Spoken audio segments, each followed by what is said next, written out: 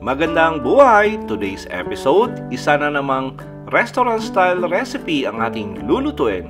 Sobrang dali at sobrang sarap. Magluluto tayo ng salt and pepper fish fillet. At umpisan muna natin sa pag-marinate ng ating isda. At pinahiwa ko na yan, ginawa nating fillet. Lagyan natin ito ng garlic powder. Lagyan natin ng ginger powder. Tapos lagay tayo ng salt. Lagay tayo ng MSG. Then tapos lagay tayo ng black pepper powder. Tapos gagawin natin dito ay hahaluin muna natin. At maganda yan pag nahalo natin ng maigi para talagang ma-absorb ng ating isda yung ating mga powder seasoning. And by the way, kahit na anong isda, pwede kayo gumamit dito. Gumamit pa ako rito ng cream dory fish. Lagay tayo ng isang pirasong itlog. Tapos lagay tayo ng 2 kutsarang cornstarch at 1 kutsarang all-purpose flour. Ngayon, para sa kumpleto at tamang timbang ng ating recipe, sinulat ko po sa description box. Ngayon, pag nasa Pilipinas kayo, medyo mahal yung dory fish, lalo na pag sa mga malaking supermarket. Pwede naman kayo magpapilay lang ng tilapia or lapu-lapo. At pwede na nating ipirito to. Nagpainit lang tayo ng mantika.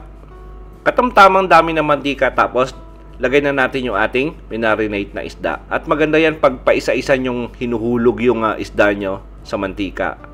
At yung mantika natin, around 168 to 172 degrees Celsius yung init nyan. Maganda yan pag medyo may thermometer kayo dyan para talagang alam nyo yung tamang init pag nagpiprito kayo. Tapos prito natin to for about 6 minutes. Pag naging golden brown na at saka naging crispy na yung itsura at texture ng ating fish fillet, pwede na natin ihango yan. Tapos tabi muna natin.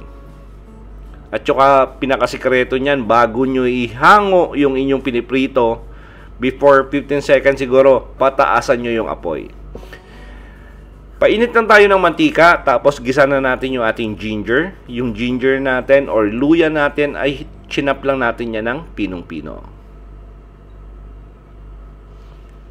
Tapos lagay na natin yung ating onion. At yung onion natin, hiniwa lang natin yan sa maliliit na dice.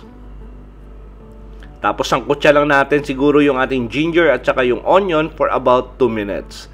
Para lumabas yung amoy at yung aroma nito. Tapos sunod na rin natin yung ating bell peppers at gumamit lang po ako rito ng green at saka ng red. At hiniwa lang natin yan sa maliliit na cube cut. Sangkutsa lang natin to mga 30 seconds. Masarap yan pag medyo may crunch pag kinakain mo yung bell peppers. Lagay na natin yung ating piniritong fish fillet. Tapos lagyan natin ng crushed black pepper. At masarap yan pag medyo marami yung pamintang durog na ilalagay natin. Napakadali lang ng recipe na to. Napakasimple lang ng mga ingredients. Hindi mo na kailangan pumunta pa sa mga Chinese restaurant para ma-enjoy ito. Sa bahay lang para ma-enjoy ng pamilya. Tapos pigaan natin ng kalamansi or lemon. Tapos haluin lang natin ng maigi at maganda yan pag napipflip nyo yung kawali nyo, natutos nyo para pantay yung pagkakaluto natin. Lipat lang natin sa ating serving plate. Hindi mo na kailangan ng kanin dito. Papakin mo na kaagad. At sigurado po akong nagustuhan nyo yung recipe natin sa araw na to. Please like and share this video. Tapos kung bago po kayo sa ating kusina, please don't forget to subscribe at pindutin yung notification bell para updated kayo sa mga susunod pa nating masasarap na recipe. Thanks for watching at ito ang Kusina ni Dan Levy.